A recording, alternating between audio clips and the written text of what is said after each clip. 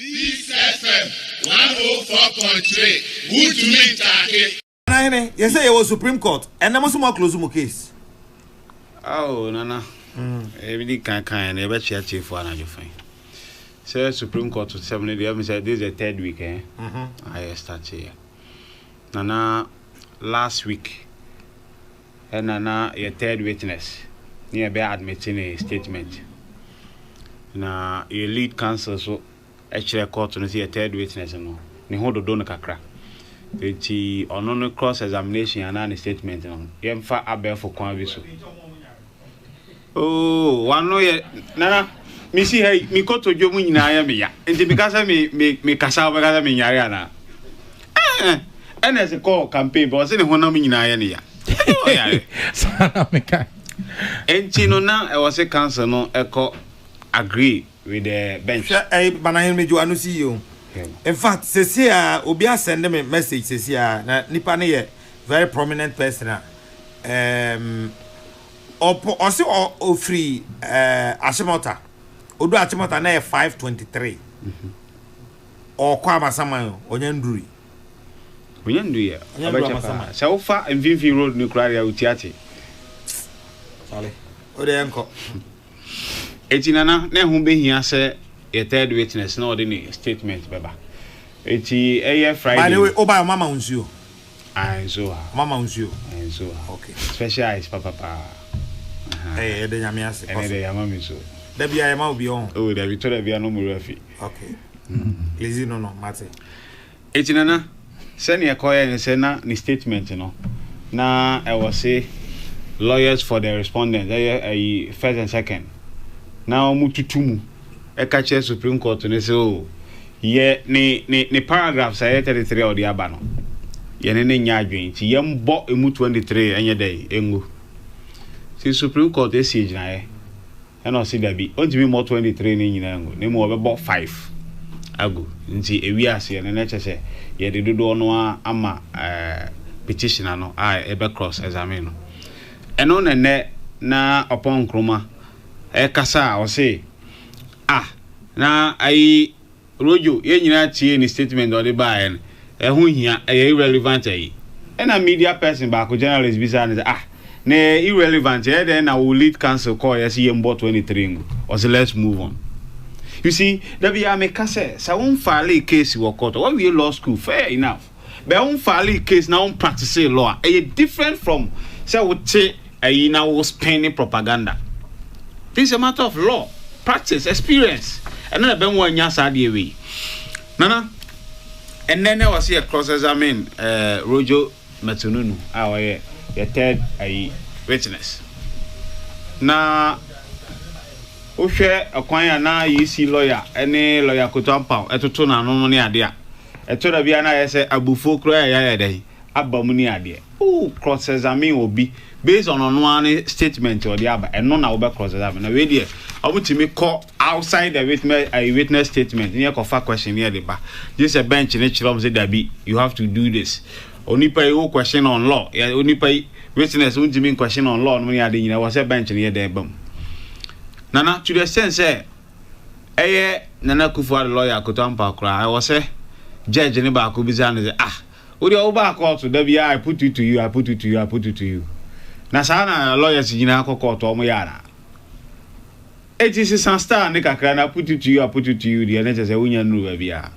Enti na ye nyina ye hu say na cross examination no em say lawyer kotampa no abre because on hu ba bia ne ti won ne nan wa wode ko nya dia na otumi aye bibia nana nti omu wie ye na o se wa wie na yi nti na e wo se chachichi kata e ka kire Supreme Court say o no witness say obefre nyina na e na ode aba no nti oni biem e ka ho o wie ya enim say Supreme Court be ma direction Justin Amenuvo wa sorry o se men so me witness ya wa file ni statement ya obedi adanse no men so me mane ma yeso across your case oh na no ansi na kotampa so sorry o se men so me de owura Peter McManu men so me mane ma yeso across your case ni ansi bo na na ne e ba court be ye dey ye file case on the 30th of December. Pen and Mosomoko file witness statement. Nana, the Supreme Court to cry my warning to NDC says, "Ya mama up to a chance, a man filing witness statement here. You better to case in a go." It's a witness statement and important to determine the case. Now the Tina Jimensa, the returning officer for presidential election.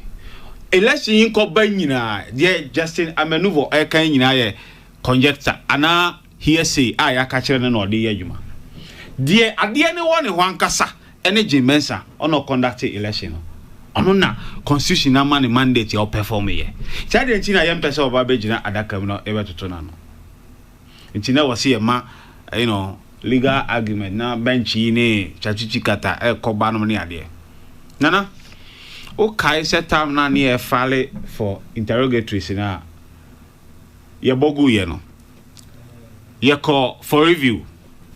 Review no so the two judges be kan ho. Omo bogu ye. And no more car say, some questions here, interrogatories, no to want me while I'm beside and then no answer. Time I cross examination, no one can say, who beside those questions. Now, would you me? And yes, and I Supreme Court Judge back or your bar. This election petition, camera no send a capture the NGI in home and in the other tier say a voice in a casa. And I say, Mr. Chikata, why are you jumping the gun? Ehwana, Chief Justice Belmuso, you are seeking to cross a bridge here. Unyandu, or no say my loss. One amode bridge here day at Toho.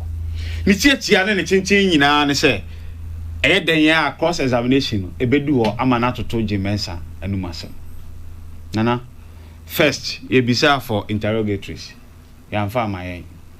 Second, you say ye be inspected Jimensa documents. As I say, figures, 5 different figures, no, they are by a denominator or they declare abano. And you knew which one.